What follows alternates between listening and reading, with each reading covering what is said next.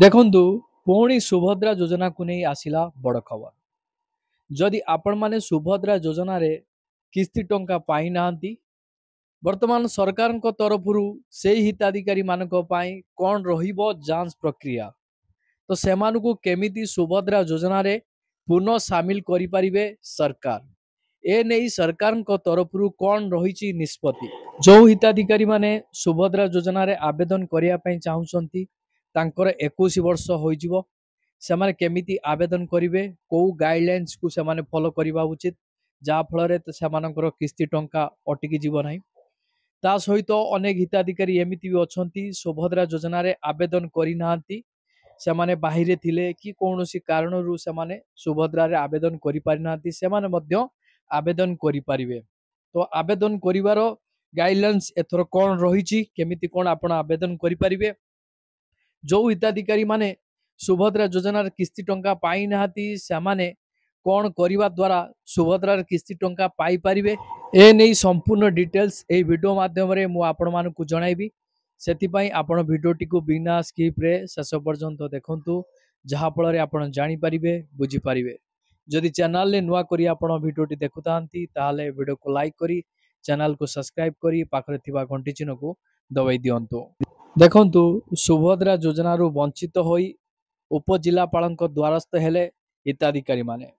ଓଡ଼ିଶାର ଲକ୍ଷ ଲକ୍ଷ ମହିଳା ବିଜେପି ସରକାରଙ୍କ ସୁଭଦ୍ରା ଯୋଜନାରେ ସାମିଲ ହୋଇ ଆତ୍ମନିର୍ଭରଶୀଳ ହୋଇଥିବା କୁହାଯାଇଥିବା ବେଳେ ବହୁ ସାରା ହିତାଧିକାରୀ ଏମିତି ରହିଛନ୍ତି, ସେମାନେ ଏପର୍ଯ୍ୟନ୍ତ ସୁଭଦ୍ରା ଯୋଜନାର କିସ୍ତି ଟଙ୍କା ପ୍ରାପ୍ତ କରିପାରିନାହାନ୍ତି। ଏହି ଯୋଜନାରେ ସାମିଲ ହେବାକୁ ସଂଘର୍ଷ କରିବାକୁ ସେମାନଙ୍କୁ ପଡ଼ିଥିଲା, ଲମ୍ବା ଲାଇନରେ ଛିଡ଼ା ହେବା ପାଇଁ ପଡ଼ିଥିଲା, କିନ୍ତୁ ସେମାନେ ଯୋଗ୍ୟ ହିତାଧିକାରୀ ହେବା ସତ୍ତ୍ୱେ ବି ସୁଭଦ୍ରା ଯୋଜନାର କିସ୍ତି ଟଙ୍କା ଏପର୍ଯ୍ୟନ୍ତ ତାଙ୍କୁ ମିଳିନାହିଁ। ବାରମ୍ବାର ଆବେଦନ ସତ୍ତ୍ୱେ ବି ସୁଭଦ୍ରା ଯୋଜନାରେ ସାମିଲ ହୋଇପାରୁନଥିବା ଅଭିଯୋଗ କରି ଉପଜିଲ୍ଲାପାଳଙ୍କ ଦ୍ୱାରସ୍ଥ ହୋଇଛନ୍ତି ଅନେକ ହିତାଧିକାରୀ। ସୂଚନାରୁ ଜଣାପଡ଼ିଛି ଯେ ଅନେକ ଯୋଗ୍ୟ ହିତାଧିକାରୀ ଉପଜିଲ୍ଲାପାଳଙ୍କ ଅନୁପସ୍ଥିତିରେ ସରକାରୀ ଜିଲ୍ଲାପାଳଙ୍କ ନିକଟରେ ଫେରାଦ ହେଇ ନିଜର ଦାବି ଉପସ୍ଥାପନ କରିଛନ୍ତି। ମହିଳାମାନେ ଅଭିଯୋଗ କରି କହିଛନ୍ତି ଯେ ସୁଭଦ୍ରା ଯୋଜନା ଆରମ୍ଭ ହେବା ପରେ ସେମାନେ ଜନସେବା କେନ୍ଦ୍ରରେ ଆବେଦନ କରିଥିଲେ। ରାଜ୍ୟ ସରକାରଙ୍କ ବଡ଼ ଆକାଂକ୍ଷୀ ଯୋଜନା ସୁଭଦ୍ରାରୁ କୋଟିଏରୁ ଉର୍ଦ୍ଧ୍ୱ ମହିଳା ଉପକୃତ ହୋଇଛନ୍ତି। ଏହା ଭଲ ଖବର, କିନ୍ତୁ ଏବେ ବି ଆହୁରି ଲକ୍ଷାଧିକ ହିତାଧିକାରୀଙ୍କୁ ଅଣଦେଖା କରାଯାଇଛି। ଯେଉଁମାନେ ଯୋଗ୍ୟ ହିତାଧିକାରୀ ହେବା କଥା, କୌଣସି ନା କୌଣସି ତ୍ରୁଟି ପାଇଁ ସେମାନେ ଯୋଜନାରୁ ବାଦ ପଡ଼ିଛନ୍ତି। ସରକାର କୋଟିଏ ମହିଳାଙ୍କୁ ଯୋଜନାରେ ସାମିଲ କରିଥିବା ବେଳେ ସେହି ତୁଳନାରେ ମାତ୍ର କମ୍ ହିତାଧିକାରୀଙ୍କୁ ସାମିଲ କରିପାରିନାହାନ୍ତି, ଯେଉଁଥିପାଇଁ ସମାଲୋଚନାର ଶିକାର ମଧ୍ୟ ସରକାର ହୋଇଛନ୍ତି।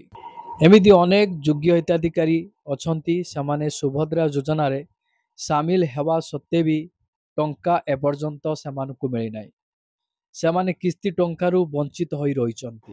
ଏନେଇ ବ୍ଲକ ପ୍ରଶାସନ, ତହସିଲ ଓ ମହିଳା ଶିଶୁ ବିକାଶ ବିଭାଗ ନିକଟରେ ଅଭିଯୋଗ କରିଥିଲେ ମଧ୍ୟ କୌଣସି ସୁଫଳ ମିଳୁନାହିଁ।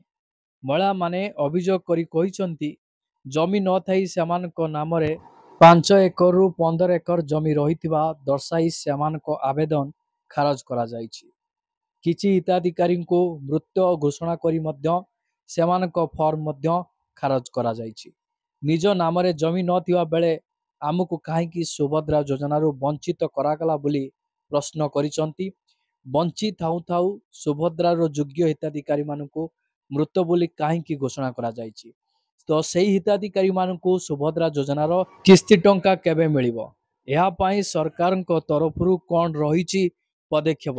ଭୁଲ ତଥ୍ୟ ଯୋଗୁଁ ସୁଭଦ୍ରା ଯୋଜନାରେ ଅନେକ ହିତାଧିକାରୀ ସାମିଲ ହୋଇପାରିନାହାନ୍ତି। ତେଣୁ ଘଟଣା ସଠିକ ତଦନ୍ତ କରାଯାଇ ଆମକୁ ସୁଭଦ୍ରା ଯୋଜନାରେ ସାମିଲ କରାଯାଉ, ନଚେତ ଅନଲାଇନରେ ଦର୍ଶାଯାଉଥିବା ଜମିକୁ ଆମ୍ଭକୁ ପ୍ରଦାନ କରାଯାଉ ବୋଲି ଏହା ମଧ୍ୟ ଅନେକ ହିତାଧିକାରୀ ମଧ୍ୟ ପ୍ରଶାସନକୁ ସୂଚନା ମଧ୍ୟ ଦେଇଛନ୍ତି, ଦାବି ମଧ୍ୟ କରିଛନ୍ତି। ସବୁଠୁ ବଡ଼ ପ୍ରଶ୍ନ ଉଠୁଛି, ସୁଭଦ୍ରା ଯୋଜନାରେ ଯେଉଁମାନେ କିସ୍ତି ଟଙ୍କାରୁ ବଞ୍ଚିତ ରହିଛନ୍ତି ସେମାନେ ଯୋଗ୍ୟ ହିତାଧିକାରୀ, କିନ୍ତୁ ସରକାର ସେମାନଙ୍କ ପାଇଁ ଯେଉଁ ଯାଞ୍ଚ ପ୍ରକ୍ରିୟା କରିବାର ଥିଲା, କିନ୍ତୁ ସରକାରଙ୍କ ତରଫରୁ ତାହା ବିଳମ୍ବ ହେଉଛି। ଉପମୁଖ୍ୟମନ୍ତ୍ରୀ ପ୍ରଭାତୀ ପରିଡ଼ା ଏହା ସୂଚନା ଦେଇଛନ୍ତି ଯେ ଖୁବ୍ ଶୀଘ୍ର ଏହି ଯାଞ୍ଚ ପ୍ରକ୍ରିୟା ସମ୍ପାଦନ କରାଯିବ। जो माने योग्य हिताधिकारी से माने जड़े भी सुभद्रा योजन वंचित हेबे नहीं जहाँ उपमुख्यमंत्री प्रभाती परिड़ा सूचना देइछन्ति। आपण मानकर खूब शीघ्र जांच प्रक्रिया होबाकू जाउची जहाँ आपण मानकर अंगनवाड़ी दीदी आरआई आपण मानकर पंचायत अधिकारी माने एही जांच प्रक्रिया संपादन करिवे। आपण माने जानिथिबे सुभद्रा योजना रे जेतेबेले अनेक योग्य हिताधिकारी वंचित रहिथिले आपण मानकर पंचायत रे जांच प्रक्रिया करा जाउतला सेही बळी वर्तमान जांच प्रक्रिया आरंभ करा जिवो जहाँ गणमाध्यम रिपोर्ट रु सूचना मिलिछि। ता सहित जो मानकर 21 वर्ष पुरिला से माने सुभद्रा योजना रे आवेदन केमिति करिवे। उपमुख्यमंत्री यह सूचना देइथिले जे सुभद्रा पोर्टाल रे पुणी थरे हिताधिकारी माने आवेदन करि परिवे जहाँ अगस्त 9 तारिख रे पोर्टाल खोलिबो बोली सूचना मिलिथिला किंतु पोर्टाल रे कौनसी त्रुटि जुगु पोर्टाल टी ओपन हे पारु नथिला। वर्तमान पोर्टाल ले आपण मानकर अपडेट चलीछि जेमिति का आपण मानकर सुभद्रा स्टाटस आपण देखि पारु नथिले एबे सुभद्रा स्टाटस आपण माने देखि पारुचंती। ता सहित हिताधिकारी तालिका रे मध्य अपडेट करा जाउची। ता सहित जो मानकर बैंक समस्या रहिछि सेमानक पई मध्य एक स्वतंत्र अपडेट करा जाउची। एहा सहित जो हिताधिकारी माने रिजेक्ट करा जाइछि सेमानकर नाम मध्य अपडेट करा जाउची। वेबसाइट रे वर्तमान आपण मानकर काम चलीछि काम वर्तमान सरीबा उपरे तापरे आपण मानकर संपूर्ण तथ्य आपणक सामना रे आसीजिवो।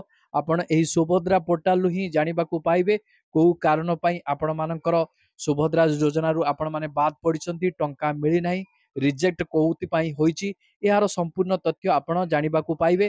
ता पई भी सरकार सूचना देबे जे आपण जदी भूल तथ्य जुगु आपण मानकर फॉर्म रिजेक्ट हेची आपण केमिति कोन करिवे यार समाधान बाटो मध्य सरकार आपण मानकू जणाइबे। यह सहित जो मानकर 21 वर्ष होईची सेमानक पाई मध्य सरकार तरफ पोर्टाल ले आवेदन करिवार प्रक्रिया जारी करा जिवो जेमिति आवेदन करिबा समय रे हिताधिकारी माने असुविधार सम्मुखीन न होंती सेति प्रति प्रशासन मध्य दृष्टि रखिछि। वर्तमान एही वेबसाइट रे वर्तमान काम चलीतिबा जुगु आपण मानकर वेबसाइट टी आवेदन करिवार जो समस्या टी होची खूब शीघ्र यह समाधान होई जो माने नूतन हिताधिकारी अछंती सुभद्रा योजना रे सामिल होवा पाई चाहुचंती से माने सुभद्रा योजना रे सामिल हेई पारिबे किंतु आपण माने यह दृष्टि रखिबे जे आपण आवेदन करिबा समय रे जो फॉर्म टी को आपण डाउनलोड करिवे जनसभा केंद्र रु ऑफलाइन फॉर्म टी को सेही ऑफलाइन फॉर्म रे आपण मानकर जो आधार कार्ड रे जो तथ्य गुडिक रहिछि सेही तथ्य गुडिक अनुसार आपण मानकर फॉर्म टी को फिल अप करिबा उचित। जदि आपण मानकर आधार कार्ड रे तथ्य आउ आपण मानकर फॉर्म तथ्य जदि किछिटा भूल हुए ताले आपण माने सुभद्रा योजनार टंका मध्य पाई परिबेनी।